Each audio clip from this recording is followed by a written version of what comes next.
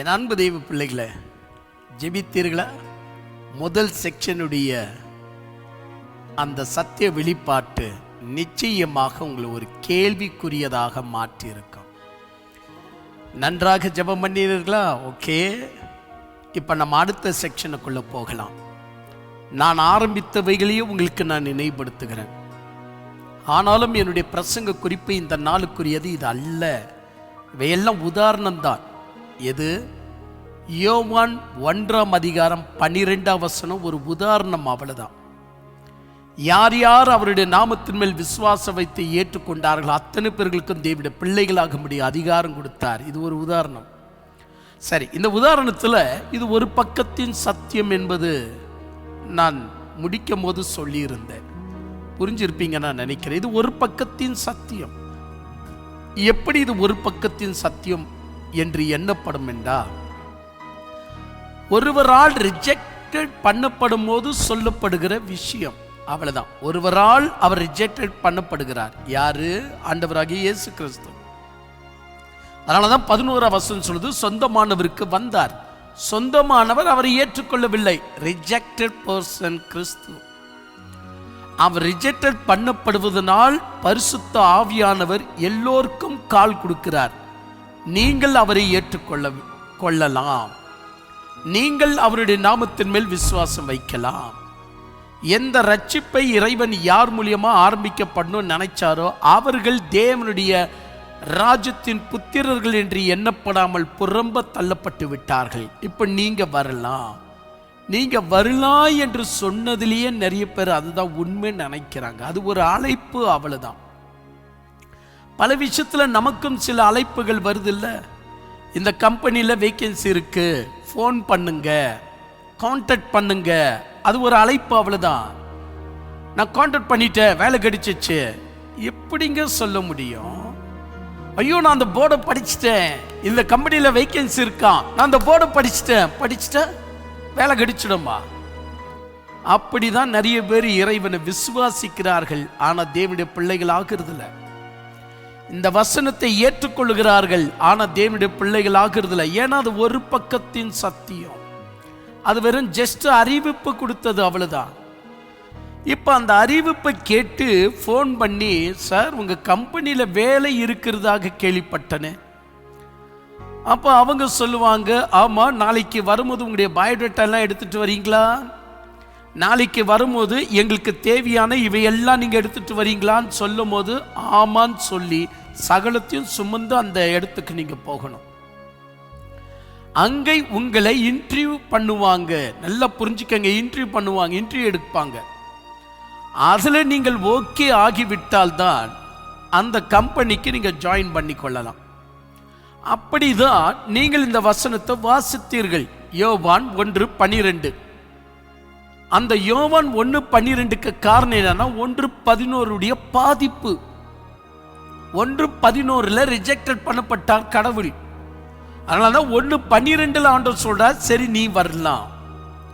இப்ப நீ என்ன பண்ணணும்? இந்த வசனத்தை வாசித்துட்ட இல்ல, இந்த வசனத்தை படிச்சுட்ட இல்ல, இப்ப நீ எழுந்து அவருக்கு போன் பண்ற. என்ன சார், அதாவது கடவுளை உங்க கம்பெனியில நாம் பிள்ளையா மாறுவதற்கு வாய்ப்பு இருக்காமே. ஆமா ஆமா, இப்படி வா அப்படின்னு சொல்வார் பாருங்க. அதுதான் மறுபக்கத்தின் சத்தியம். இந்த மறுபக்கத்தின் சத்தியத்தை நிறைய பேர் விரும்புறதில்ல. அவர்கள் என்ன என்று எண்ணிக்கொள்கிறார்கள், நான் ஆண்டவருடைய பிள்ளையா மாறிட்டேன், இங்க வசனம் சொல்லுகிறபடி நான் ஆண்டவருடைய பிள்ளை, இப்ப ஆபிரகாமுக்கு உண்டான ஆசீர்வாதம் எல்லாம் எனக்கும் உண்டாய் இருக்கிறது என்று சொல்லி அந்த பக்கத்தில் போய் விடுகிறார்கள். இன்னைக்கு நமக்கு இருக்கிற பெரும் பிரச்சனையே இதுதான். ஒரு பக்கத்தின் சத்தியத்தை கேட்ட உடனே மகிழ்வது, துள்ளுவது, குதிக்கிறது. ஆஹா எனக்கு புரிஞ்சிச்சு, ஆஹா எனக்கு புரிஞ்சிச்சு, நானும் இப்பொழுது ஆண்டவருடைய பிள்ளை என்று சொல்லி நாம் துள்ளி குதிக்க ஆரம்பிக்கிறோம். ஆனா அது உண்மை அல்ல. அது வெறும் அறிவிப்பு மட்டும்தான். இப்ப நீ ஆண்டவருடைய பிள்ளையாக மாறணும் என்றா மறுபக்கத்தின் சத்தியத்திற்கு வரணும். எது அது மறுபக்கத்தின் சத்தியம்?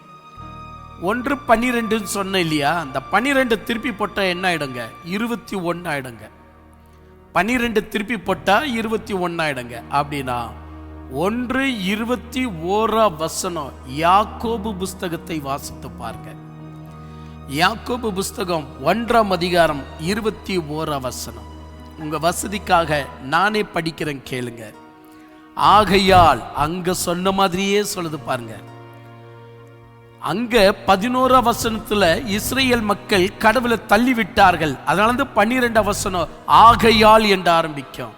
அதே மாதிரிதான் யாக்கோபு 1:21 ஆரம்பிக்கும் போது ஆகையால் நீங்கள் எல்லா விதமான அழுக்கையும், பாருங்க, நீங்க எல்லா விதமான அழுக்கையும் கொடிய துர்குணத்தையும் ஒழித்துவிட்டு உங்கள் உள்ளத்தில் நாட்டப்பட்டதாயும் உங்கள் ஆத்துமக்களை ரட்சிக்க வல்லமை உள்ளதையுமாய் இருக்கிற வசனத்தை சாந்தமாய் ஏற்றுக்கொள்ள வேண்டும்.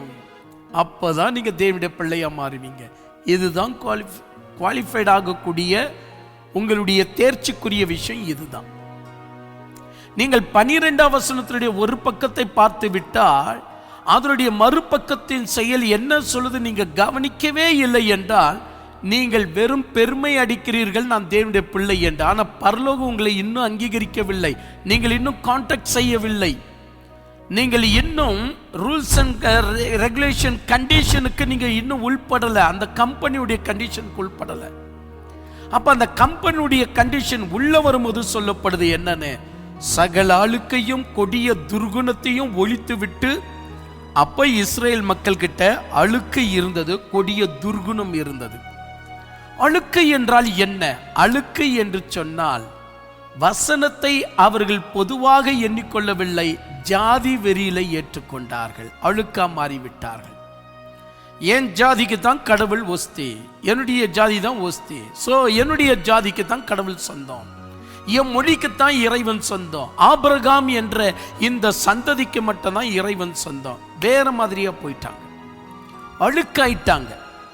இப்ப அந்த அழுக்கு இப்ப கூட ஜாதி மதம் வெறி நாடார் என்ற விஷயத்துல இப்ப கூட பார்க்கிறோம். எவனோ ஒருத்தன் புக்கை எழுதி இருந்தான், அசிங்கமாக இருக்கிறது, நாங்கள் இன்னும் ஆரோனுடைய சந்ததி என்று. கேட்கதற்கே அசிங்கமாக இருக்கு. இப்போ நீ ஆரோனுடைய சந்ததி தானே, நான் கொடுக்கக்கூடிய ஒரு வெளிப்பாடு நீ கொடு, உன்னுடைய வெளிப்பாடை நான் எத்தனை வேணுமென்றாலும் கொடுக்கிறேன். ஆவியானவர் எங்க இருக்கிறாருன்னு பார்க்கலாம். சவால் விடல, சிந்திங்கன்னு சொல்றேன். இன்னும் அதே வெறியில தான் இருக்கிறார்கள். நான் ஆரோனுடைய சந்ததி, ஆரோன் வாயிலாக வந்தவர்கள், நாங்க தான் ஊழியர்கள். இதே மாதிரிதான் இவங்களும் அழுக்காயிட்டாங்க. நாங்க தேவாலயத்தை பெற்றவர்கள், பலிகளை பெற்றவர்கள், நாங்கள் புத்தகத்தை பெற்றவர்கள், நாங்கள் அதை பெற்றவர்கள், இதை பெற்றவர்கள், நாங்கள் வந்துட்டு உடன்படிக்கை பெற்றவர்கள், தாவீதுடைய சிங்காசனம் பெற்றவர்கள், ஆபிரகாமுடைய அந்த உரிமையை பெற்றவர்கள். இப்படி அழுக்காயிட்டாங்க.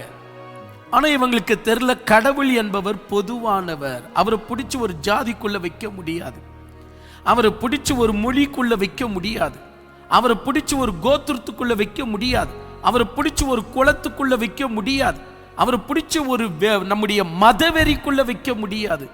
வைக்க முடியாதுங்க, வைக்க முடியாதுங்க. அப்படி வைக்க முடியும் சொல்லக்கூடிய எந்த மதமும் கடவுளால் நிரூபிக்கப்பட்டது அல்ல.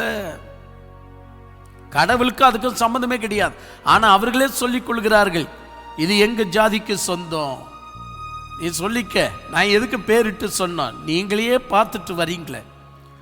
ஆனால் உண்மையான கடவுளை அதுல பிடிச்சு வைக்க முடியாது. அவர் ஒரு ஜாதி மூலியமா செயல்படுகிறவர் அல்ல, ஒரு மொழி மூலியமா செயல்படுகிறவர் அல்ல, ஒரு குலம், ஒரு கோத்திரம், ஒரு என்ன சொல்லலாம், அது போல ஒரு மதம் வழியாக செயல்படக்கூடியவர் அல்ல.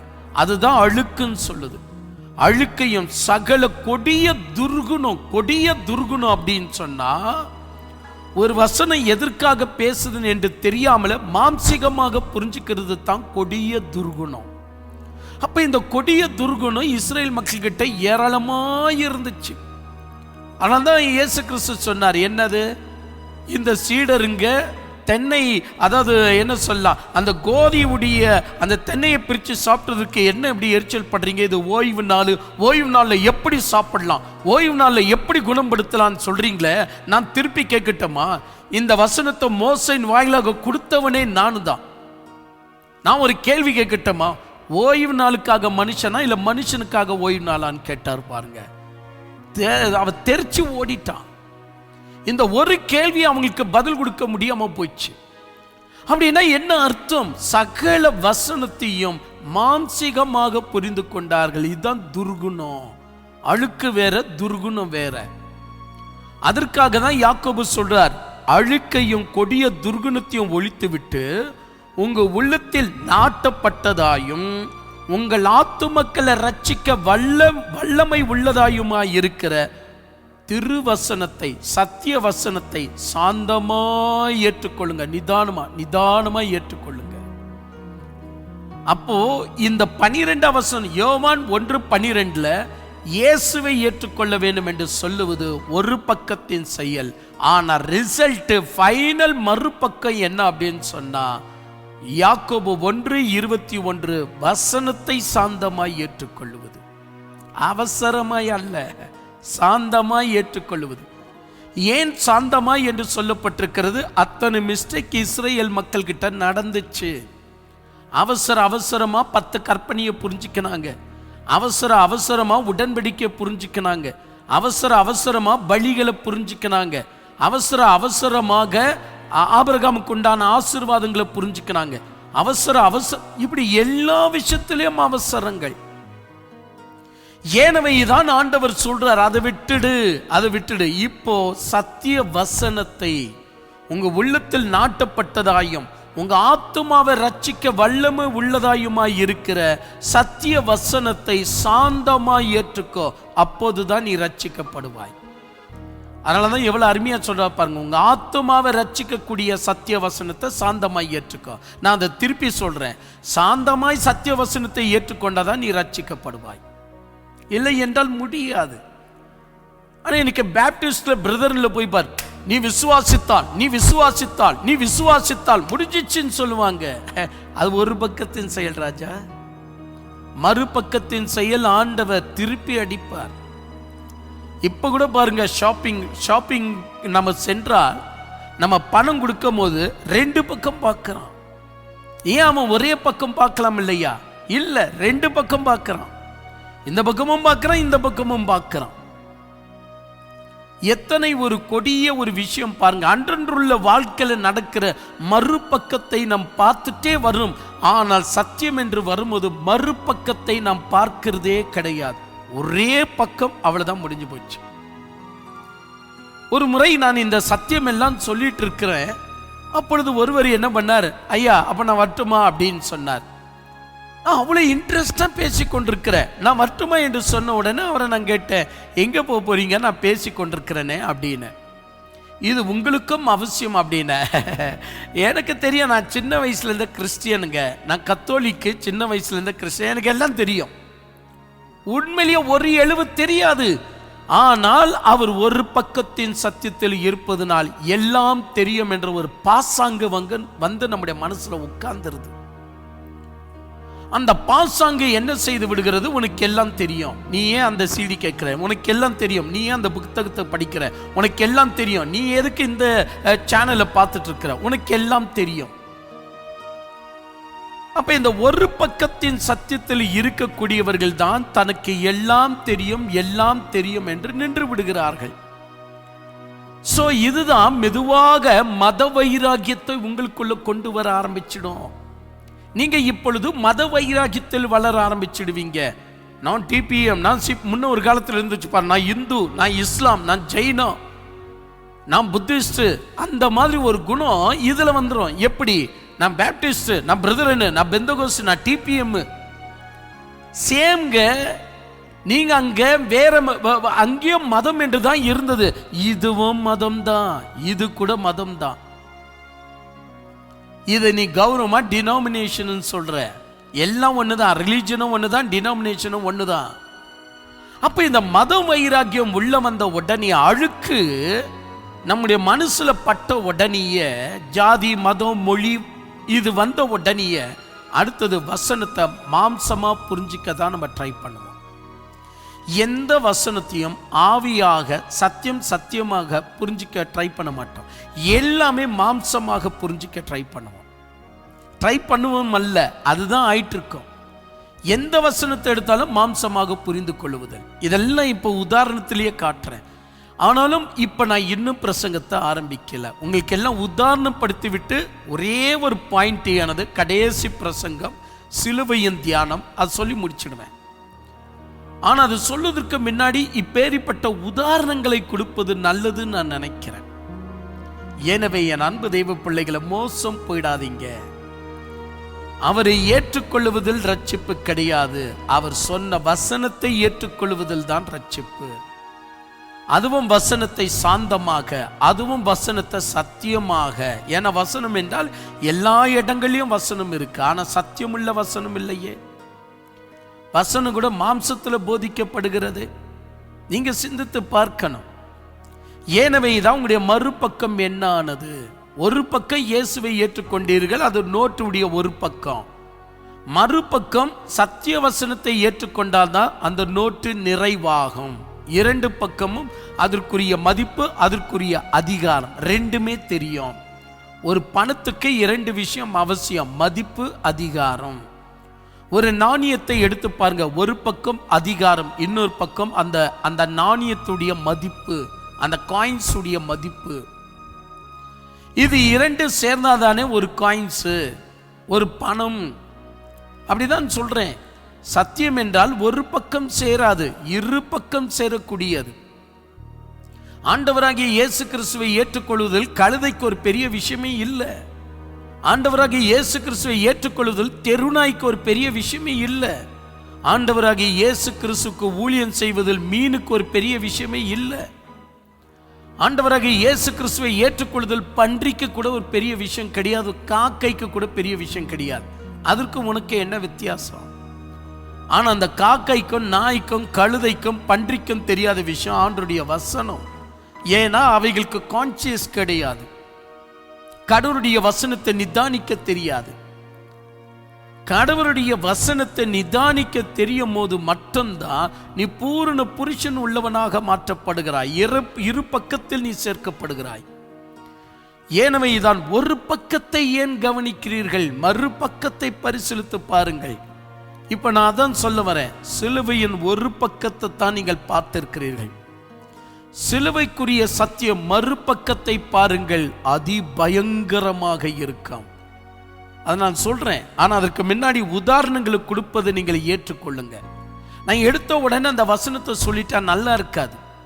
இந்த மாதிரி சின்ன சின்ன வசனங்களை சொல்லி சொல்லி சொல்லி கடைசியில சிலுவையின் தியானத்துடைய அந்த உச்சகட்டத்தை சொல்லும் போதுதான் ஆஹா இப்படியெல்லாம் இருக்கா அப்படின்னு நீங்க ஏற்றுக்கொள்ள எளிதாக இருக்கும். அவசரப்பட்டு ஃபார்வர்ட் பண்ணி ஃப்ரண்ட்ல கேட்டீங்கன்னு வச்சுக்கோங்க, எல்லாம் கெட்டு போயிடும், ஒன்றுமிடாமல் கெட்டு போயிடும். ஒரு பழமொழி, அதாவது என் மொழி தான் அது, ஒரு பழமொழி ஒன்று சொல்றேன் கேளுங்க.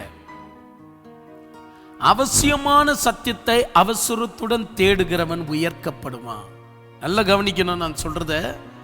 அவசியமான சத்தியத்தை அவசரத்துடன் தேடுகிறவன் உயர்க்கப்படுவான். ஆனால் பதிலை மட்டும் அவசரத்துடன் தேடுகிறவன் தாழ்த்தப்படுவான். நிறைய பேர் தாழ்த்தப்படுவதற்கு காரணமே பதிலை அவசரத்துடன் தேடுவது. அது செய்யாதீங்க. இன்ட்ரடக்ஷன்ல எல்லாம் வண்டவாளெல்லாம் வெளியே வருது, அது கேட்கறதுக்கு யாருக்கும் மனசு இல்லைன்னா போயிடு, நீ இன்னும் தாழ்த்தப்பட்டுட்டே இருப்ப. பதில் ஒருபோதும் நம்மளை உயர்த்தாது. அது ஒரு பக்கத்தின் செயல். ஆனா இப்ப நான் பேசுறேன் பாருங்க, இதுதான் மறுபக்கத்தின் செயல். இதுதான் நம்முடைய வாழ்க்கைக்கு பிரயோஜனம். எனவே தான் என் அன்பு தெய்வ பிள்ளைகளை, நம்முடைய வாழ்க்கையில இருக்கக்கூடிய ஒரு பக்கத்தின் சத்தியம் இயேசுவை ஏற்றுக்கொள்வது என்று திருப்தி ஆயிடாதீங்க. அவருடைய வசனத்தை சாந்தமாய் ஏற்றுக்கொள்வது, பொறுமையாய் ஏற்றுக்கொள்வது. அவசரப்பட்ட நினைச்சுக்கைய, அது அவர் போதிக்கிறார், அது டிபிஎம் சேர்ந்தது, இது ஏஜுக்கு சேர்ந்தது, ஏஜில் அப்படிதான் போதிப்பாங்க, இது கத்தோலிக்கில் இப்படிதான் போதிப்பாங்க. அவசரம் வரும்.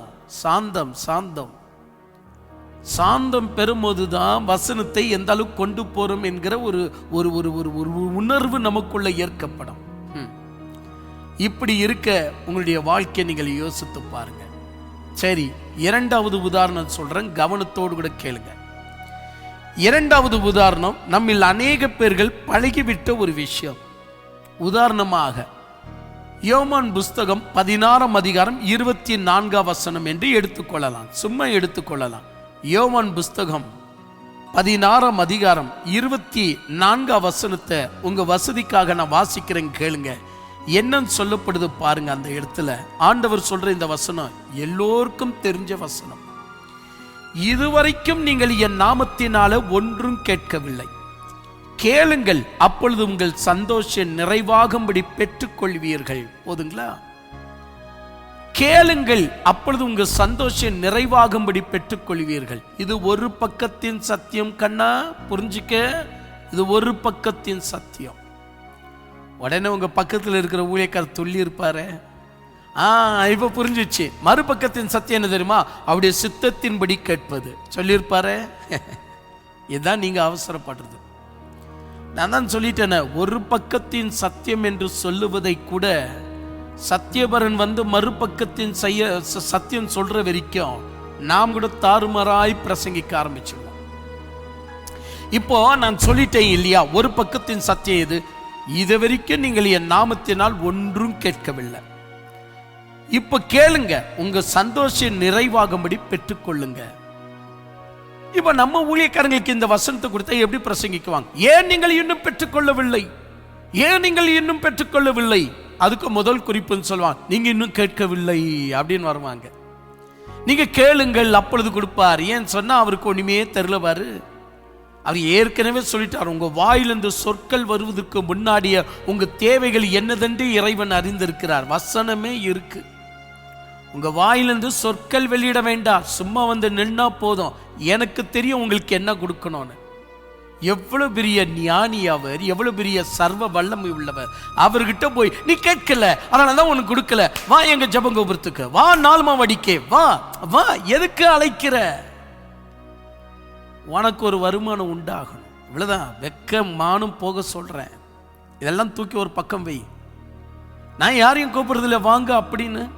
நான் எதற்கு கூப்பிடணும்? நான் கூப்பிட வேண்டிய அவசியமே இல்லை. ஏன் சொன்னா சத்தியம் உன்னை வழி நடத்தணும், நான் நடத்தக்கூடாது உன்னை.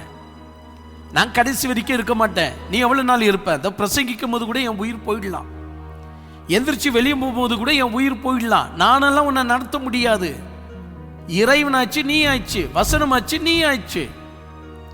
உனக்கும் இறைவனுக்கும் கனெக்டிவிட்டி உண்டாக ஒரு சின்ன ஸ்பீக்கர் பாக்ஸா என் ஆண்டவர் பயன்படுத்துறார். என் மூலியமா இறைவனுடைய சத்தம் வருத ஒழிய, அப்பா ராஜா நான் இல்லப்பா உனக்கு துணை, ஆண்டவன் தான் உனக்கு துணை. ஆனா இப்போ என் மேல ஒரு கௌரவம் வச்சிருக்கிற பாரு, அது உன் வீட்டில் இருக்கிற ஸ்பீக்கர் பாக்ஸை தொடிச்சு வைக்கிற மாதிரி ஒரு கௌரவம், அவ்வளவுதான். அதை பத்திரமா வச்சுக்கிட்டீங்கன்னா சவுண்டு கிளீனா வரும். அந்த ஸ்பீக்கர் பாக்ஸையே நீ வெறுத்துக்குவ, நீ அவலட்சணமா வச்சுக்குவ, அதை நீ மதிக்கலன்னு சொன்னா நல்ல சவுண்டு வராதுப்பா, நல்ல வார்த்தைகள் வராது. அதுபோல ஆண்டவனுடைய குரல் எங்க வருதோ அவங்கள நம்ம மதிச்சா இன்னும் அருமையான விஷயங்களை புரிஞ்சுக்கலாம். அவங்கள நம்ம மதிக்காம போயிட்டோன்னு வச்சுக்க, அது ஒரு கரும்பு. அதை நம்ம என்ன சொல்லலாம், ஜூஸ் எல்லாம் எடுத்து சக்கை தூக்கி தள்ளு அப்படின்னு சொல்ற மாதிரி. சக்கை கிடையாது ஊழியக்காரன், அவன் சக்கே இல்லை. சக்கை நினைச்சுட்டேன்னு நினைச்சுக்க, அப்பவே நீ சக்கை ஆயிடுவ. எப்பொழுதும் ஊழியக்காரன் அப்படி சொல்லக்கூடாது. சரி, அது போட்டு விடுங்க. இப்போ ரெண்டாவது குறிப்பு உங்க ஊழியக்காரர் சொல்லுவாரு. என்னன்னு சொல்லுவாரு? நீங்கள் அவருடைய சித்தத்தின்படி கேட்கவில்லை, அதனாலதான் நீங்கள் பெறவில்லை. இங்க பெறுவது முக்கியம் இல்லப்பா, இங்க பெறுவது முக்கியம் அல்ல. இங்க ஒரு பக்கத்தின் சத்தியம் மறுபக்கத்தின் சத்தியத்தை கண்டுபிடிக்கிற வரைக்கும் இது நிறைவேற்றப்படாது. நீ மறுபக்கத்தின் சத்தியத்தை கண்டுபிடிச்சாதான் இந்த சத்தியத்திற்கு மகிமை கிடைக்கும், இந்த சத்தியத்திற்கு கௌரவம் கிடைக்கும். சத்தியம் எப்பொழுதுமே தனக்குள்ள மகிமைப்படாது. அது யார் கையில போதோ அவங்க மூலியமா தான் மகிமைப்படும். இந்த அறிவாது வர வச்சுக்கங்க. சத்தியம் ஒருபோதும் தானா மகிமை அடையாது, சத்தியம் ஒருபோதும் தானா மதிப்பை அடையாது, சத்தியம் ஒருபோதும் தானா செயல்படாது. எவன் அதை செயல்படுத்துறானோ அவன் மூலியமா செயல்படும், அவன் மூலியமா மகிமைப்படும். ஆனா செயல்படுறனே சரியில்லைன்னா சத்தியம் அசிங்கப்பட்டு போவோம், சத்தியம் மேலும் நசுக்கப்பட்டு போயிடும். நம்ம ஏன் அதிகாரிகளுக்காக ஜெபம் பண்றோம்? ஏன்னா அதிகாரத்துக்குள்ள வரத்தான் தெரியும், ஆனா அதிகாரத்தை துஷ்பிரயோஜனம் பண்றாங்க. அதனாலதான் அவங்களுக்காக ஜெபிக்கிறோம். ஆண்டவா, அவங்களுக்கு அதிகாரத்துல வந்திருக்குதுன்னா மனுஷன் பயம் போயிடுச்சு, அட்லீஸ்ட் உங்க பயம் அவங்களுக்கு உண்டாகட்டும். ஏன் அதிகாரிகளுக்காக ஜெபம் பண்றோம்? கடவுளுடைய பயம் அவங்களுக்குள்ள உருவானாதான் மக்கள் நல்ல ஆட்சியை காண முடியும் என்ற அர்த்தத்தில் இறைவாக்கு நமக்கு அதிகாரிகளுக்காக ஜெபம் பண்ணுன்னு சொல்லி இருக்கு. அப்படிதான் ஒரு ஊழியன் கூட, அப்படிதான் நீயும் கூட. நீ வசனத்தை துஷ்பிரயோஜனம் பண்ணா வசனம் அழுகி போயிடும், அசிங்கப்பட்டுடும். ஆனா நீ நல்லவன், வசனத்தை சரியா யூஸ் பண்ணா வசனம் மகிமை அடையும், விருத்தி அடையும். இப்போ இந்த வசனம் மகிமை அடையல, ஏன்னா மறுபக்கத்தின் வசனம் ஊழியர்களுக்கு தெரியாது. இப்ப கூட சொல்றேங்க, இது நான் சொல்ற வரைக்கும் தெரியாது. இப்ப நான் என்ன வேற பைபிளை வச்சுட்டு சொல்ல போறேன், இதே பைபிள்னு சொல்லும் போது ஐயோ இந்த வசனம் தெரியுமே, வசனம் தான் தெரியும், ஆனா மறுபக்கம் இப்ப சொல்லு பார்க்கலாம் தெரியுமான்னு வராதியா, வராது. அதனால இருந்து பிரசங்கிக்கும் போது ஆம் ஆமேன் என்று பயபக்தியா கேட்டா நீயும் உயர்க்கப்படுவ. ஜம்முன்னு கர்வத்தோடு கூட உட்கார்ந்த எல்லாம் தெரிஞ்ச விஷயம் அப்படின்னு உட்கார நினைச்சுக்க, அங்கேயே நீ தாழ்த்தப்படுவ. கொஞ்சம் இப்படி வா ஃப்ரெண்ட்ல, பயபக்தியோடு கூட கேளு. நானும் யார் என்ன சொன்னாலும் அதை அப்படி உணர்ப்போடு கூட கேட்பேன், என்ன சொல்றாங்க உணர்வோடு கூட கேட்பேன். உயர்க்கப்படுவது அதனுடைய ஆக்சுவலி மெத்தட் என்னன்னு புரிஞ்சுக்கிட்ட பிற்பாடு அதுக்கு நாம் எவ்வளவு முக்கியத்துவம் கொடுக்கிறோமோ, தாழ்த்திக்கிறோமோ, கௌரவம் கொடுக்கிறோமோ, அதில் தான் நம்ம உயர்க்கப்படுறோம். இந்த செயலை நாம் எல்லோரும் கற்றுக்கொள்ள வேண்டும். எனவே இப்பொழுது பைபிள் சொல்லுகிறது, இது வரைக்கும் நீங்கள் என் நாமத்தினால ஒன்றும் கேட்கல, கேளுங்கள் உங்கள் சந்தோஷம் நிறைவாகும்படி பெற்றுக்கொள்ளுங்கள் என்று சொன்னார். சொன்ன உடனே கேட்டுருவியா? இல்ல நான் ஏன் பெற்றுக்கொள்ளவில்லை என்று சொல்லி அவருடைய சித்தத்தை தேடுவியா? இல்ல நான் ஏன் இன்னும் கேட்காமல் இருக்கிறேன் என்று சொல்லி இப்ப ஜெபகோபுரத்தை தேடுறியா? இல்ல ஜெபிக்கும்படி போறியா? இல்ல உபவாசம் எடுக்கிறியா? வேண்டாப்பா, மறுபக்கத்தின் சத்தியத்தை பார். இப்படி நாம் மறுபக்கத்தின் சத்தியத்தை பார்ப்போம் என்று சொன்னால் இந்த வசனம் மகிமைப்படும். அதே போலதான் நம்முடைய வாழ்க்கையும் உயர்க்கப்படும். எது தேவனுடைய பார்வையில், நாட்டு மனுஷனுடைய பார்வையில். இப்படி இருக்க இப்ப நான் கடைசியில சிலுவையின் தியானத்துல ஒரு விஷயம் சொல்ல போறேன். அதனுடைய ஒரு பக்கத்தை மட்டும்தான் நீங்கள் தெரிஞ்சு வச்சிருக்கிறீங்க, மறுபக்கத்தை தெரியாமலேயே விட்டுட்டீங்க. வாங்க அந்த மறுபக்கத்தின் செயல் என்னன்னு புரிய வைக்கிறேன் என்று சொல்லிதான் இப்பொழுது நான் உங்களுக்கு சின்ன சின்ன உதாரணம் கொடுத்துட்டு போறேன். என் அன்பு தெய்வ பிள்ளைகளை, ஆண்டவர் சொன்னார் கேளுன்னு சொன்னார், நான் கேட்கிறேன். ஆண்டவர் சொன்னார் நிறைவா பெறுவீர்கள் என்று சொன்னார், நான் நிறைவா பெற்றுக்கொள்ளுகிறேன். ஆண்டவரே சொன்னார் உன்னை வாளாக்காமல் தலையாக்குவன் சொன்னார். எல்லாமே ஒரு பக்கத்தின் சத்தியம். ஏனவைதான் அதனுடைய உண்மையான அர்த்தம் புரியாம நாம் எல்லோருமே சத்தியத்தை விட்டு எல்லோரும் ஆசீர்வாதத்துல இறங்கி இப்பொழுது பாருங்க யூடியூப்ல நாரி கொண்டிருக்கிறது எல்லாருடைய வாழ்க்கை. ஏன்னா ஆசீர்வாதம் ஆசீர்வாதம் ஆசீர்வாதம். கடவுள் என்னை உயர்த்துவார், என்னை உயர்த்துவார், கார் கொண்டு வருவார், பங்களா கட்டி கொடுப்பார், இதை போன்ற ஒரு இவங்கெல்லாம் எங்க படிச்சிருப்பாங்க? என்னமோ. ஆனால் நீங்கள் மறுபக்கத்தின் சத்தியத்தை அறியணும் என்ற நல்ல மனதோடு கூட தான் நான் எப்பொழுது என்னை தூக்கத்திலிருந்து எழுப்பினாலும் சத்தியத்தின் வெளிப்பாட்டையே கொடுத்து பிரசங்கிக்க நான் உங்களுக்கு உதவினே ஒழிய மற்றொன்றையும் நான் பிரசங்கிக்கவில்லை. சாதாரண வழக்கம் போல பாரம்பரிய ஊழியக்காரர்களை போல சொல்லாம ஒவ்வொன்றும் வெளிப்பாட்டோடு கூட சொன்னேன். ஏனவைதான் என்னோடு கூட நடந்து வருகிறவர்கள், இணைந்து வரக்கூடியவர்கள் பலன் அடைந்தார்கள். எப்படியோ என் அன்பு தெய்வ பிள்ளைகளை, இதனுடைய மறுபக்கத்தை சொல்வதற்கு முன்னாடி ஒரு சின்ன பாடல் ஒன்றை பாடுகிறேன். இந்த பாடலை நீங்க நன்றாக உணர்ந்து பார்ப்பீர்கள் என்றால் மறுபக்கம் உங்களுக்கு தெரிஞ்சிடும். இந்த பாடலை இயற்றியவர் அவர் ஏதோ ஒரு கான்செப்ட்ல இயற்றி இருக்கிறார். ஆனால் இந்த பாடல் எல்லாம் சத்தியத்தில் நாம் நடந்து வரும்போது சின்ன சின்ன வரிகளை மாற்றிக்கொள்வோம் என்றா அருமையாக இருக்கும். டியூன் நமக்கு உதவக்கூடிய டியூன் தான். வாங்க ஒரு பாடல் உண்டு நாம் பாடுகிற. அதற்கு பின்பு யோவான் 16:24 மறுபக்கம் என்ன? ஆண்டவர் கேளு என்று சொல்லியும் கூட அந்த வசனம் எப்படி மகிமைப்படும், அதனுடைய மறுபக்கம் தான் என்னவாக இருக்கு அப்படின்னு பரிசீலித்து பார்க்க முன் பக்தியோடு கூட இந்த பாடலை பாடுவோமா? நல்ல ஒரு உணர்வோடு கூட இந்த பாடலை பாடலாம்.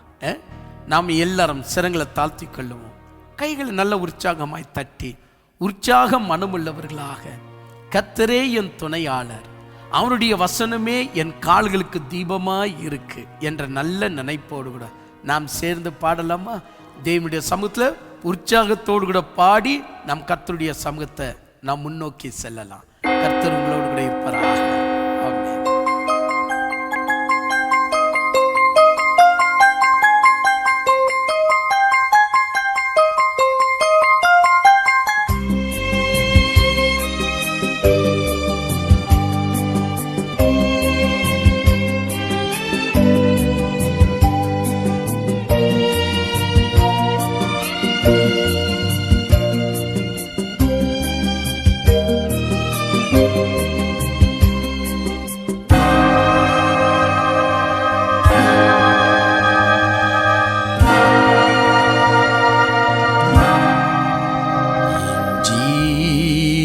தேவனே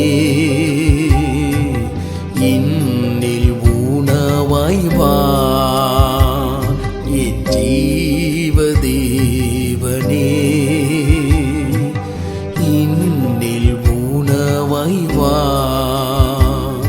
உன் உறவை எண்ணியே என் உள்ளம் ஏங்குதே, என் உயிராயென்னில் வா, என் உயிராயென்னில் வா,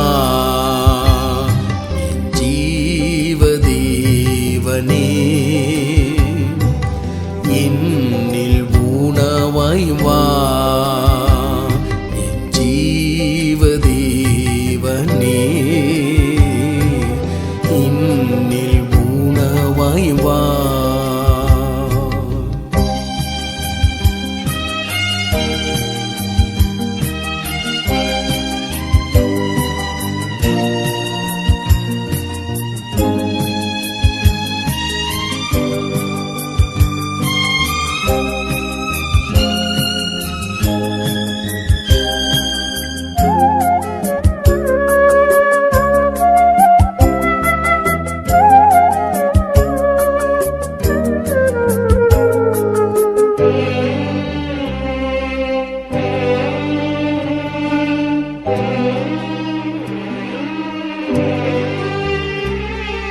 அனைத்து காக்கும் தாயின் அன்பு ஒரு நாள் அழியலாம், சுமந்து காக்கும் தந்தையின் அணைப்பு ஒரு நாள் அழியலாம்.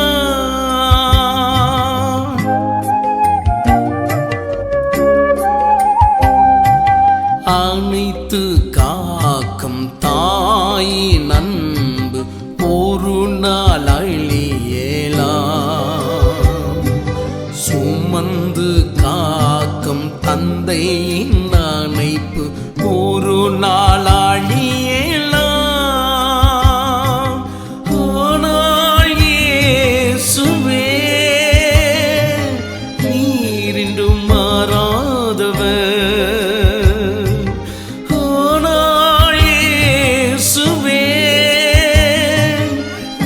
இன்றும் மாறாதவர், உன் மாறாத நிலையில்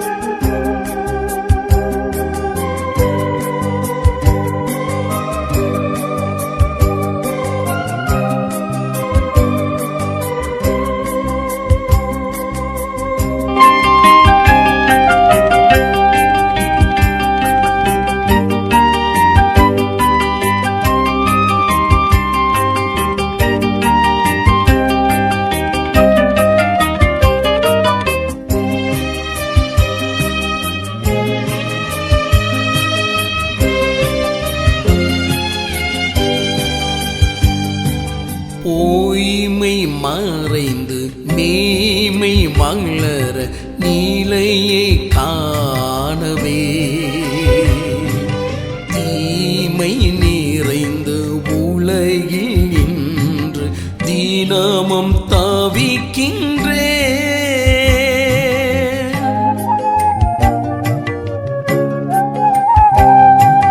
போய்மை மேலிந்து மேமை மேலியும் நீலையை காணவே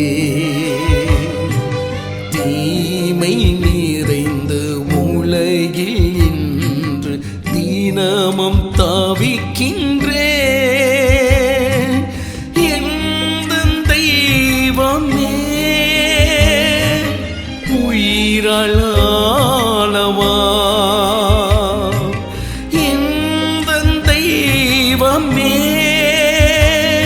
உன் உயிராளவா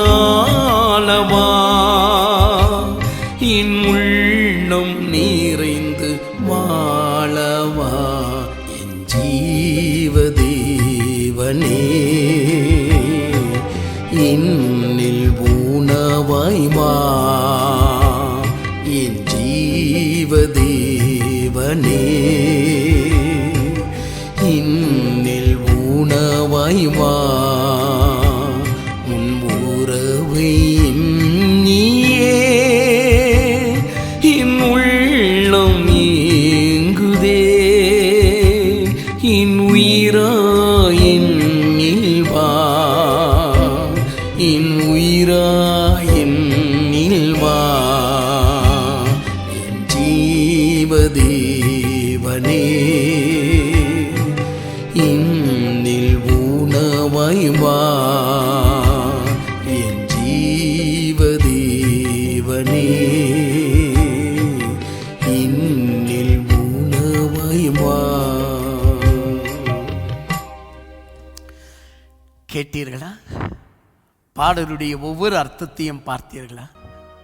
மறுபக்கத்தின் சத்தியம் இல்லை என்றால் எவ்வளவு பெரிய விளைவுகள் என்று முதல் உதாரணத்தை பார்த்தீர்களா? யோவான் 1:12க்கும் யாக்கோபு 1:21க்கும் எவ்வளவு பெரிய வித்தியாசம். அப்படிதான் இப்பொழுது நாம் யோவான் 16:24க்கு வந்தோம். யோவான் 16:24 பைபிள் சொல்லுகிறது, கேளுங்கள் கொடுக்கப்படும் என்று. ஆனால் மறுபக்கத்தின் சத்தியம் என்ன தெரியுமா? மறுபக்கத்தின் சத்தியம் கேளுங்கள் கொடுக்கப்படும் அல்ல, கேட்காம இருக்க கற்றுக்கொள்ள வேண்டும் என்பதுதான் மறுபக்கத்தின் சத்தியம். ஐயோ நான் கேட்கல, ஐயோ அவருடைய சித்தத்தின்படி கேட்கல, ஐயோ எனக்கு இன்னும் கிடைக்கல, ஐயோ ஆண்டவர் எனக்கு கொடுத்துன்னு இருக்கிறார், அதெல்லாம் மறுபக்கம் கிடையாது ராஜா. மறுபக்கத்தின் செயல் என்ன தெரியுமா? கேட்காமல் எப்படி வாழ்க்கை நடத்துவது. கேட்டும் பெற்றுக்கொண்டோம் என்று சொன்னால் அது ஒரு பக்கம், கேட்டும் பெற்றுக்கொள்ளவில்லை என்று சொன்னால் அது மறுபக்கத்தின் சத்தியம். கேட்டு பெற்றுக்கொண்டவன் இறைவனை மகிமைப்படுத்த முடியும் என்றால், கேட்டும் பெறாமல் போகிறவன் அவரை அதிக மகிமைப்படுத்துகிறான். அதுதான் அப்போஸ்தலனாகிய பவுலுடைய வாழ்க்கையில் நடந்த விஷயத்தை பார்க்கிறோம். 2 கொரிந்தியர் புஸ்தகம் 12ஆம் அதிகாரம் 8-9 வசனம். நான் கேட்டேன் அவர் கொடுக்கல, நான் என்ன பண்ணிட்டோம்? நான் கேட்டேன் அவர் கொடுக்கல, என் கிருபை உனக்கு போதும் என்று சொல்லிட்டார். என் கிருபை உனக்கு போதும் என்று சொல்லிட்டார். மேடமில்ல மட்டும்தான் கிருபையே கிருபையே கிருபையே எல்லோரும். ஆனால் கிருபை என்று ஒரு முறை வாயிலிருந்து வந்துச்சுன்னா இன்னொரு பொருளை நீ கேட்க கூடாதுன்னு அர்த்தம். இன்னொரு விஷயத்தை நீ கேட்கவே கூடாது. கிருபைனா என்ன தெரியுமா? சகலமோ ஆண்டவருக்கு நான் ஹேண்டோவர் பண்ணிட்டேன். முன்னொரு காலத்தில் லிஸ்ட் போட்டுட்டு இருந்தேன், இது என் வாழ்க்கையில் இல்ல ஆண்டவரே, இது வேணும் ஆண்டவரே, லிஸ்ட் போட்டுட்டு இருந்தேன். இப்போ அப்படி அல்ல, எடுத்துட்டேன். எல்லாம் அவரது கிருபை. நான் நிர்மூலமாகாமல் இருப்பது தேவனுடைய கிருபை. என் தேவனாகிய கர்த்தர் மாறாமல் இருப்பது நான் நிர்மூலமாகாமலே இருக்கிற ஆண்டவருடைய கிருபை சுத்தம் உள்ளது. ஆண்டவருடைய கிருபை நிரந்தரமானது. ஏனவைதான் அவருடைய கிருபை என்னை தாங்கி வருகிறது, அவர் கிருபை என்னை நடத்தி வருகிறது அப்படின்னு ஒரு முறை சொல்லிட்டால் அடுத்த முறை நீ எதையும் கேட்க கூடாது. இந்த மறுபக்கத்தின் சத்தியத்தை அறியாம ஜெபகோபுரத்தை கட்டி நான் கேட்கறது இன்னும் கொடுத்துங்கிறாரு. என்கிட்ட வா, நான் உன்கிட்ட உனக்காக நான் கேட்கிறேன், அதையும் கொடுப்பார். நீ வா, நான் கேட்கிறேன். எல்லாம் கிறிஸ்துவனுடைய விளையாட்டு, அவ்வளவுதான். கிறிஸ்துவம் என்ற மதத்தில் இருக்கிற விளையாட்டு. ஆனால் கிறிஸ்துவுக்குள் இது இல்லவே இல்லை. அப்பா ஒரு காலத்துல கேட்டு வந்தோம், ஆனா அவ்வளவு சீக்கிரம் தேர்ச்சி பெற்று இப்ப கேட்காமல் வாழ்க்கை நடத்தணும். கேட்டு வாழ்க்கை நடத்தியது வேற, இப்ப கேட்காம நடத்தணும். ஆரம்பத்தில் திருமணம் நடந்ததுனால் கேட்டு கேட்டு செய்தார்கள். எனக்கு இப்ப 200 ரூபாய் அவசியம் தேவைப்படுது, எனக்கு ஒரு 500 ரூபாய் தேவைப்படுது, எனக்கு ஒரு 2000 ரூபாய் தேவைப்படுகிறது. கேட்டு கேட்டு போனது. வாழ்க்கையின் நடுப்பகுதிக்குள்ள வரும்போது கேட்காமலேயே நடக்குது. ஏன்? ஒன்றுமே கேட்காமலேயே. அவரை கேட்டாலும் பாவம், அவர் எங்க போவார்? இப்ப எல்லாமே கேட்காம நடக்குது. தங்க ஒரு கொஞ்சம் நான் அம்மா வீட்டுக்கு போயிட்டு வரேன், கேட்காமலேயே நடக்குது. ஏதோ இங்க இந்த குடும்பத்தில் சில பிரச்சனை இருக்குன்னு அங்க இருந்து நிறைவு, அங்க பிரச்சனை வரும்போது இங்க இருந்து நிறைவு. இப்ப எல்லாம் கேட்காமல் நடக்கிறது. அது ஒரு வளர்ச்சி இல்லையா? ஆண்டவர் ஏதோ யோவான் 16:24 சொல்லிட்டார், கேளுங்கள் கொடுக்கப்படும். கேட்டுட்டே போலாம். நான் இதெல்லாம் கேட்டா பெற்றுக்கொண்டேன். அத்தனை ஸ்டுடியோவுடைய மகிமை இவை அனைத்தையும் எனக்கு கொடுக்கப்பட்டிருக்கிறது, கேட்டா பெற்றுக்கொண்டேன். இது எனக்கு அவசியம் என்று இறைவனுக்கு தெரிந்தது. நான் அவரது அவசியமான சத்தியத்தை அவசரத்துடன் தேடினேன், உயர்க்கப்பட்டேன். பதில தேடி இருந்தால் அவசரத்துடன் பதில தேடுகிறவன் தாழ்த்தப்படுமா? அவசியமான சத்தியத்தை மட்டும் அவசரத்துடன் தேடுகிறவன் உயர்க்கப்படுமா? அதில் நான் உயர்க்கப்பட்டேன். என் அன்பு தெய்வ பிள்ளைகளை, நான் உயர்க்கப்பட்டேன் என்ற விஷயம் சண்டே கிளாஸ் போதும் இல்லைங்களா? பிள்ளைங்க கூட்டத்தில் வந்து பாருங்க, சபையில் வந்து பாருங்க, சின்ன பிள்ளை முதற்கொண்டு சைலண்டா வெறும் பிரசங்கத்தை மட்டும் 2 hours கேட்கும். இதுதான் என்னுடைய வெற்றி. எத்தனை ஜனம் வந்தாங்க என்பது என்னுடைய வெற்றி அல்ல. எத்தனை சிறு பிள்ளைகளுக்கும் நான் புரிகிற மாதிரி பேசுறேன், எத்தனை வயது சென்றவர்களுக்கும் நான் புரிகிற மாதிரி பேசுறேன். அதான் என்னுடைய வெற்றி. சரி, அது போகட்டும். இப்பொழுது பாருங்க, ஆன்லைன்ல உட்கார்ந்து உங்களுடைய கவனத்தெல்லாம் என் பக்கம் ஈர்த்து இருக்கிறனா, இதெல்லாம் வெற்றி. எத்தனை ஜனம் வந்தாங்க என்பது என்னுடைய வெற்றி அல்ல. ஒரு மனிதனை ரட்சிக்கப்படும்படியாக இறைவனை கீழே இறங்கி வந்தது ஒத்த மனுஷனுக்காக என்று சொன்னால் நம்முடைய வெற்றி எங்க இருக்கிறது என்று நாம அறிஞ்சு வச்சிருக்கணும். அதெல்லாம் போகட்டங்க. இப்பொழுது நீங்க இந்த வசனத்தை கவனித்து பாருங்க. அப்போஸ்தலனாகிய பவுல் 3 முறை ஜெபம் பண்றார். இந்த முள்ளு என்ன விட்டு நீங்கட்டும் ஆண்டவரே, இந்த முள்ளு என்ன விட்டு நீங்கட்டும் ஆண்டவரே. ஆண்டவர் ஒரு முறையும் சொல்றார், என் கிருபை உனக்கு போதும், என் கிருபை உனக்கு போதும்.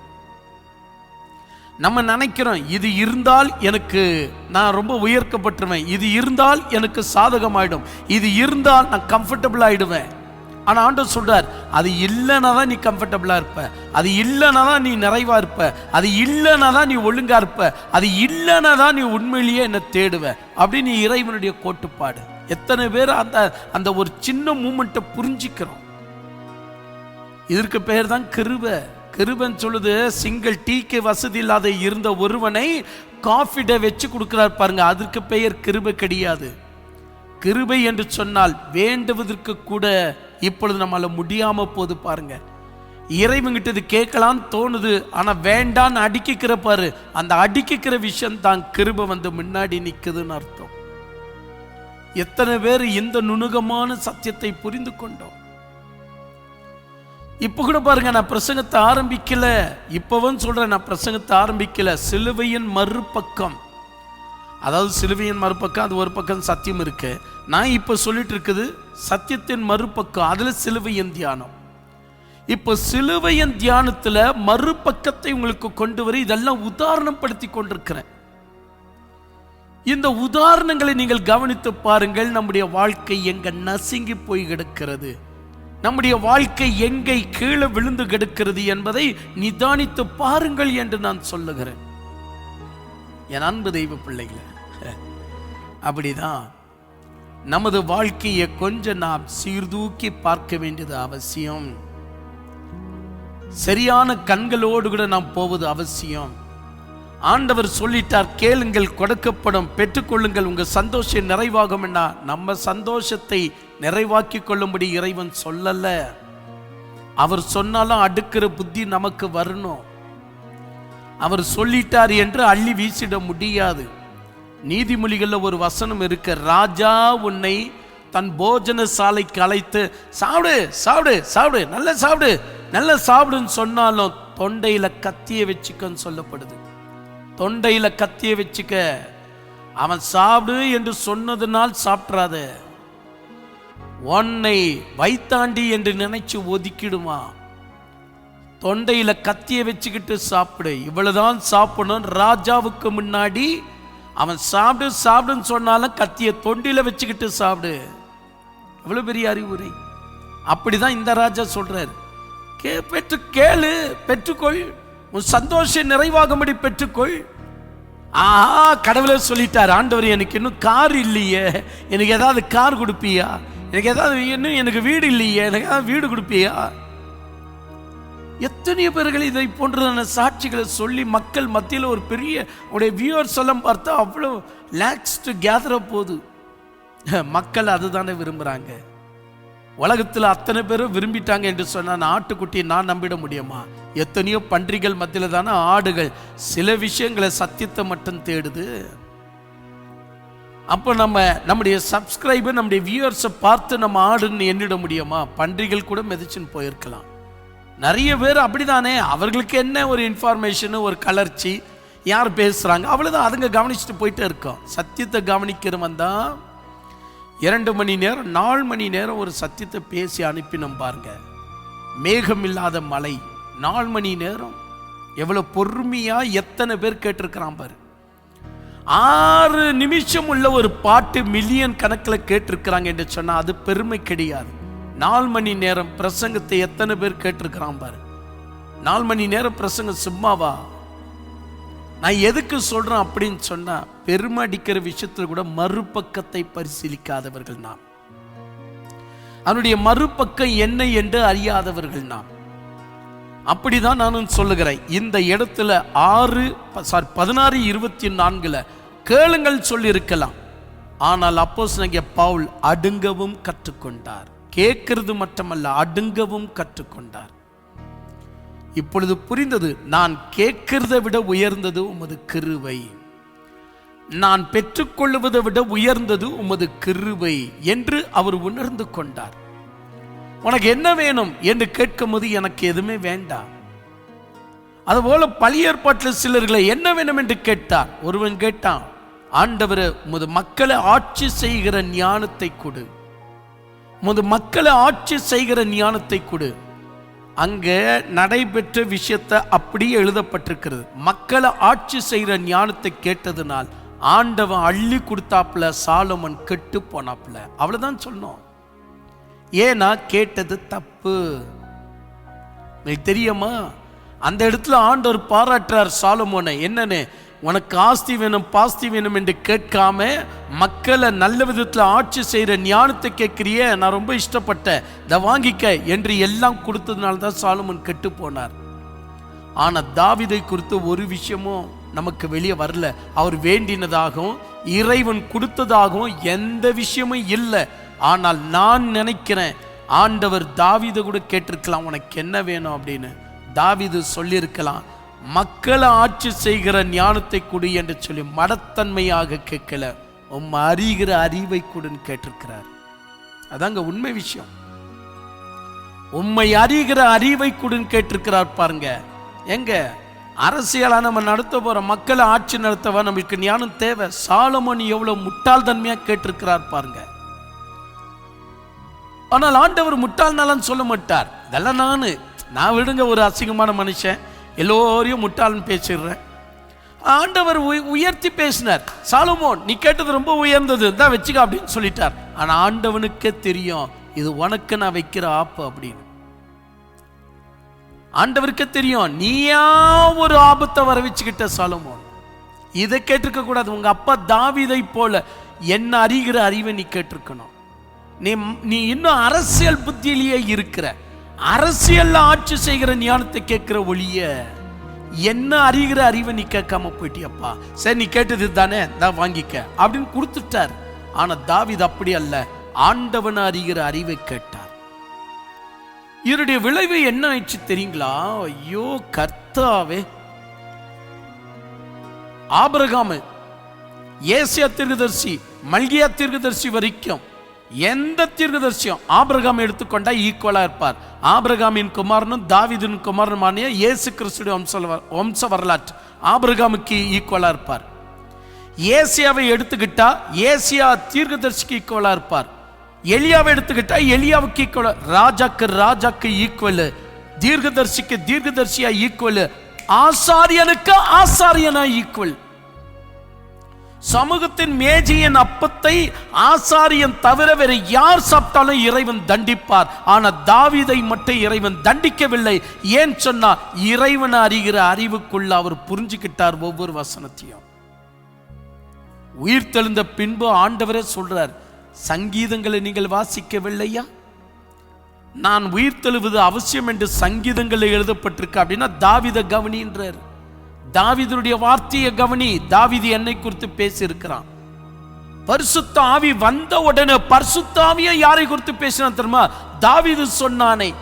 பேதுரு தான் பிரசங்கம் பண்ணார். என் ஆண்டவனே உம்முடைய சிங்காசனம் என்றென்றைக்கும் உள்ளது என்று தாவீது சொன்னாரே, யாரை குறித்து சொன்னார்? என் ஆண்டவனே என்று தாவீது தன்னையை குறித்து சொல்ல முடியுமா? இல்லையே, இயேசுவை குறித்து அல்லவா. இயேசு கிறிஸ்துவும் தாவீது குறிப்பிடுறார், பரிசுத்த ஆவியானவரும் தாவீதை தான் குறிப்பிடுறார். எங்க இருக்கு உலகம்? மறுபக்கத்தின் செயலை புரிந்து கொண்டவன் மட்டும்தான் இறைவனால் பிரீதிக்கப்பட்டவன். மறுபக்கத்தின் சத்தியம் தெரியாத நீ எவ்வளவு பெரிய ஊழியக்காரனாய் இருந்தாலும் நல்லா இல்லை, நல்லதா அமையாது. மறுபக்கத்தின் சத்தியத்தை புரிந்து கொள்ளுங்க. எனவே தான் சாலமோனு கூட நீ என்ன வேணும் கேளுன்னு சொல்லும் போது வாய் பதறி கேட்டுட்டார். எனவே தான் சாலமோன் கடவுளின் ஞானத்திலிருந்து தள்ளப்பட்டுட்டார். அவர்கிட்ட இருந்து ஒன்னும் கிடைக்கிறது இல்லை. ஆனா தாவீது கிட்ட அப்படி அல்ல. 1000 ஆண்டு அரசாட்சி நியூ ஜெருசலேம் எல்லாம் தகவாலியும் இறைவன் தாவீதுக்கு வழங்கினார். தீர்க்கதரிசிக்கு தீர்க்கதரிசி, ஆசாரியனுக்கு ஆசாரியன், ராஜாவுக்கு ராஜா, வம்சத்துடைய தலைவனுக்கு தலைவன். தாவீதுடைய சிங்காசனம் என்பது இறைவனுடைய சிங்காசனமோ என்பது போல் பெயர் இணைக்கப்பட்டுச்சு. அதனாலதான் 1 தீமோத்தேயு 2:4 பரிசுத்த ஆவியானவர் நமக்கு சொல்றாரு, எல்லா மனிதர்கள் ரட்சிக்கப்படவும் சத்தியத்தை அறிகிற அறிவில வளரவும் தேவன் சித்தமுள்ளவராய் இருக்கிறார். சத்தியத்தை அறிகிற அறிவில வளரணும். கேளு என்று ஆண்டவர் சொன்னாலும் கேட்க கூடாது என்ற அறிவு உனக்கு வரணும். அப்போதுதான் நீ உயர்ந்த மனிதனா மாறினாய் என்ற அர்த்தம். தேர்ச்சி பெற்ற மனிதனா நீ மாறினாய் என்ற அர்த்தம். ஆண்டவர் ஜெபங்கோபுரத்தை கட்டுன்னு சொன்னாலும் தேவையில்லை, நான் கட்ட மாட்டேன்னு சொல்றவன் தான் உயர்க்கப்பட்டவன். கற்றுவன் உயர்க்கப்பட்டவன் அல்ல. கட்டக்கூடாது. மக்களை நாம் இங்கே வைத்துக் கொள்ளக்கூடாது. அவர்களை இறைவன் அண்டைக்கு அனுப்பிவிட வேண்டும். போயிடு, இங்க இருக்காது. இது சென்டரே கிடையாது. நீ போயிடு ஆண்டவர்கிட்ட.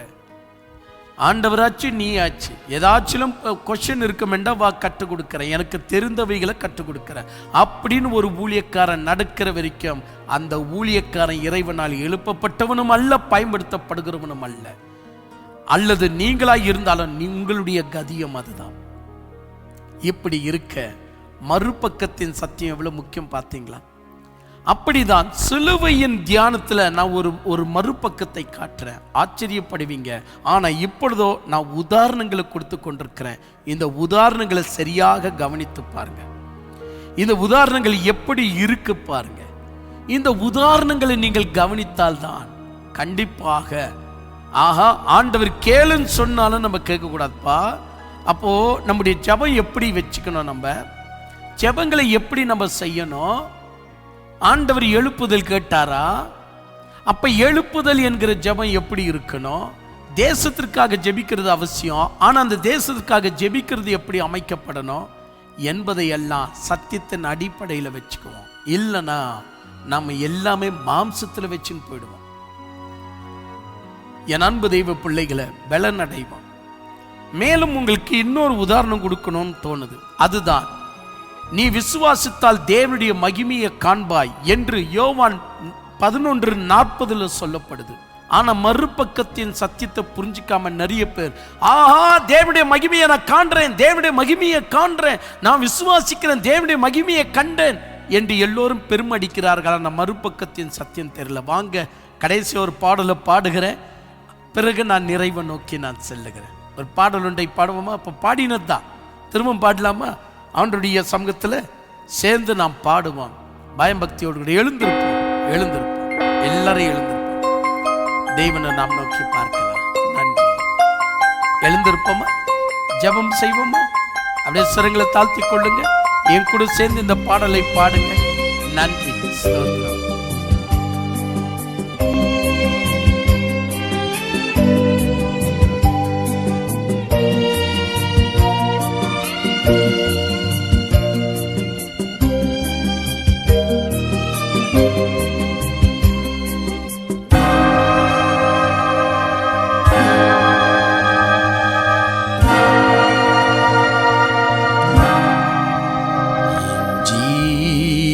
தேவனே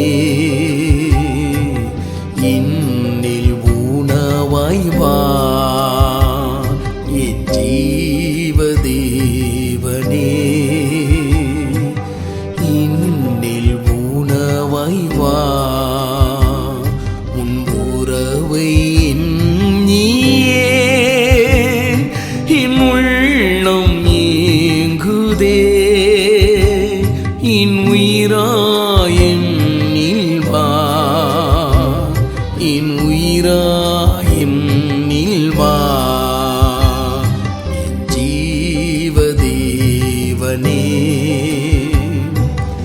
என்னில் ஊனவாய் வா, என் ஜீவ தேவனே என்னில் ஊனவாய் வா.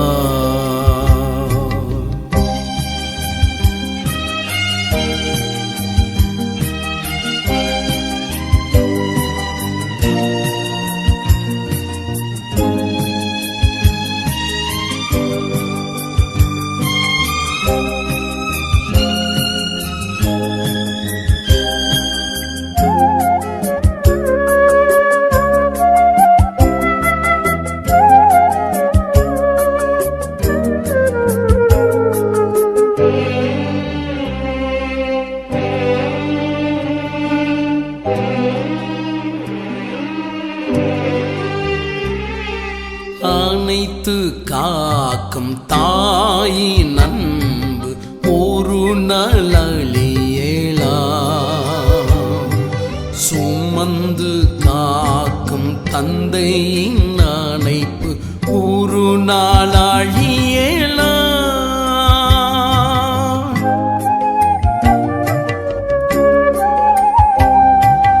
அனைத்து காக்கும் தாயின் அன்பு ஒரு நாள் அழியேலா, சுமந்து காக்கும் தந்தையின் அணைப்பு ஒரு நாள் அழியேலா, ஆனால் இயேசுவே நீர் இன்றும் மாறாதவர்,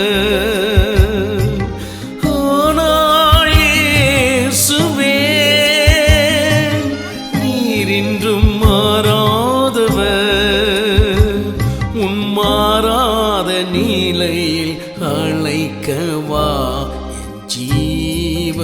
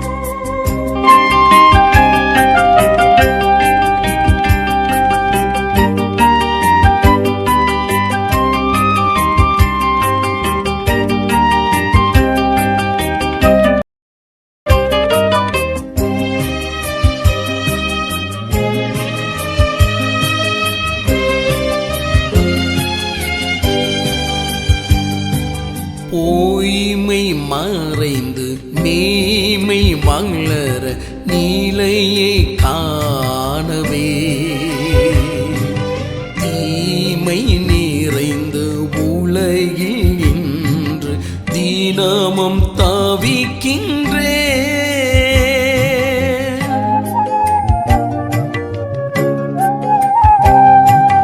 போய்மை மேலிந்து மேய்மை மேலியும் நீலையை காணவே தீமை நிறைந்த உலகில் இன்று தினமும் தவிக்கின்றே எந்தன் தெய்வமே உயிராளவா எந்தன் தெய்வமே உன் உயிராளவா என் உள்ளம் நிறைந்து வாழவா என் ஜீவதேவனே என்னில் உணவாய் வா என் ஜீவதேவனே என்னில் உணவாய் வா உன் உறவை நீயே என் உள்ளம் ஏங்குதே என் உயிரா என்னில் வா என் உயிரா என்னில் வா என் ஜீவதேவனே என்னில் உணவாய் வா என் ஜீவதேவனே என்னில் உணவாய் வா.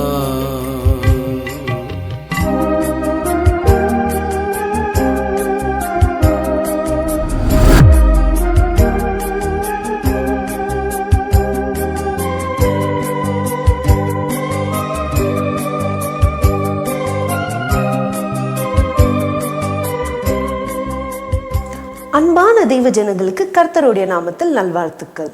இப்பொழுது நீங்கள் கேட்ட இந்த சத்தியத்தை போலவே பல ஆயிரம் ஆண்டுகளாக பேசப்படாமல் புதைக்கப்பட்டு இருக்கிற ரகசியங்களை நமது சகோதரர் எஃப் ஜோயல் டேவிட் அவர்கள் மிக அழகாக சத்தியத்தை சத்தியவர்ணமாகவே கொடுத்துள்ளார். நமது ஊழியக்காரர் கொடுக்கின்ற ஒவ்வொரு செய்தியும் நம்மை தேவனிடத்தில் கிட்டே சேரத்தக்கது. அது மட்டுமல்லாமல் நாம் சத்தியத்தின் பாதையில் நடக்கவும் நமது வாழ்க்கையை தேவனிடத்தில் சீர்திருத்திக் கொள்ளவும் ஒரு ஒளியாக உள்ளது. இந்த செய்திகள் நமக்கு மட்டும் பயனளிக்காமல் உலகத்தில் பல்வேறு நாடுகளுக்கு சார்ந்தவர்களுக்கும் பயனளித்து கொண்டு வருகிறது. இது மட்டுமல்லாமல் அநேக தேசங்களில் இருக்கிற தேவ மக்கள் நம் சத்திய வெளிப்பாடுகளை வாட்ஸ்அப், எஃப்எம், சிடி மற்றும் யூடியூப் மூலமாக கேட்டு பயன்படுத்தி வருகிறார்கள். இந்த செய்திகள் டச், சிங்களம், நெதர்லாண்ட்ஸ், போர்ச்சுகீஸ் மற்றும் ஆங்கிலத்தில் மொழிபெயர்க்கப்பட்டு அவர்களுக்கும் இந்த சத்திய வெளிப்பாடுகள் உபயோகமாக உள்ளது. மற்றும் நம் ஊழியர் பேசியிருக்கிற சில செய்திகளில் 583 மணி நேரமும் நம் ஊழியர் பேசியிருக்கிற சில செய்திகள் 582 மணி நேரமும், இன்னும் சில செய்திகள் 583 மணி நேரமும், இன்னும் சில செய்திகள் 980 மணி நேரமும், இன்னும் சில செய்திகள் 1760 மணி நேரமும், இன்னும் வேறு செய்திகள் 1500 மணி நேரமும், மொத்தமாக 5412 மணி நேரம் தக்கதாக செய்திகள் உள்ளது. கூடுதலாக 35,000 மணி நேரம் பேசியுள்ள மிக பிரம்மாண்டமான செய்தி நமது இடத்தில் உள்ளது. இந்த செய்திகள் கேட்க வேண்டும் என்று ஆர்வத்தோடு இருக்கிற தேவ பிள்ளைகள் நம் சந்தாதார் மூலியமாக நீங்கள் கேட்டு பயன் அடைந்து கொள்ளலாம். இந்த செய்திகளை நீங்கள் பெற்று பயனடைய சந்தாதர் பகுதியில் இணைந்து கொள்ளுங்கள். சந்தாதர் பகுதி என்பது அரைமணிக்கான செய்தியாகும். இந்த செய்திகளை நாங்கள் தினம்தோறும் கேட்டு மிகுந்த பயனடைகிறோம். சந்தாதர் செய்திகள் என்பது அரை மணிக்குண்டான செய்திகள். இந்த செய்திகள் மூலமாக நாங்கள் மிகுந்த பிரயோஜனம் அடைந்து வருகிறோம். இந்த செய்திகள் பல புத்தகங்களுக்கு சமமாக உள்ளது. இவ்வகையான செய்தியை நீங்கள் வாழ்க்கையில் ஒரு முறையாவது கேட்க வேண்டும் என்று அன்போடு கேட்டுக்கொள்கிறோம். நாங்கள் உங்களுக்கு தனிப்பட்ட விதத்தில் வாட்ஸ்அப்பிலோ டெலிகிராமிலோ அல்லது வேறொரு தனிப்பட்ட ஆப்பிலோ நாங்கள் உங்களுக்கு மட்டுமே அனுப்பி கொடுக்கின்ற இந்த சத்திய வெளிப்பாடுகளை நீங்கள் கேட்டு சத்தியத்தில் வளர்ந்து வருவது எங்களுக்கு மிகவும் சந்தோஷமாக உள்ளது. பிரியமானவர்களே, கர்த்தருடைய நாமத்திலே உங்களுக்கு நல்வாழ்த்துக்கள். பிரியமான சகோதர சகோதரிகளே, சத்தியத்துக்காகவும் சத்தியத்திலும் நீங்கள் உறுதியாய் இருப்பது எங்களுக்கு மிகவும் மகிழ்ச்சியாய் உள்ளது. நாங்கள் உங்களுக்கு தனிப்பட்ட விதத்தில் வாட்ஸ்அப்பிலோ டெலிகிராமிலோ அல்லது வேறு ஒரு சோஷியல் மீடியா மூலியமாகவோ உங்களுக்கு மட்டுமே அனுப்பி கொடுக்கின்ற செய்திகளை நீங்கள் கேட்டு பயனடைந்து வருவது எங்களுக்கு மிகவும் மகிழ்ச்சியாய் உள்ளது. ஆனால் நீங்கள் வீட்டில் சும்மா இருக்கும்போதோ அல்லது டிராவலில் இருக்கும்போதோ ஒரு முறை அல்ல ஒவ்வொரு முறையும் யூடியூபுக்கு சென்று அங்கே நீங்கள் செய்திகளை கேட்கும்போது நீங்கள் லைக் கொடுத்து சப்ஸ்கிரைப் செய்யும்போது சத்தியத்துக்குரிய புதிய அப்டேட்கள் உங்களுக்கு அறிவிக்கப்படும். தினந்தோறும் கேட்கப்படுகிறதான ஒவ்வொரு சத்திய வெளிப்பாடுகளை சந்தாதார பகுதியில் கேட்பது மாற்றமல்லாமல் யூடியூபில் சென்று லைக் பண்ணுங்க, சப்ஸ்கிரைப் பண்ணுங்க. இப்படிப்பட்ட சத்திய வெளிப்பாட்டு கேட்க மிஸ் பண்ணாது இருங்கள். இப்படியாக இந்த சத்திய வெளிப்பாடை கேட்க வேண்டும் என்று ஆர்வத்தோடு இருக்கிற தேவ பிள்ளைகள் நம் ஸ்கிரீன்ல வருகின்ற நம்பர்களுக்கு தொடர்பு கொள்ளுங்கள். நம்பர் 9880510712 மற்றும் 6360697395. ஸோ இந்த நம்பர்களுக்கு தொடர்பு கொள்ளுங்கள். தேங்க்யூ. Praise the Lord.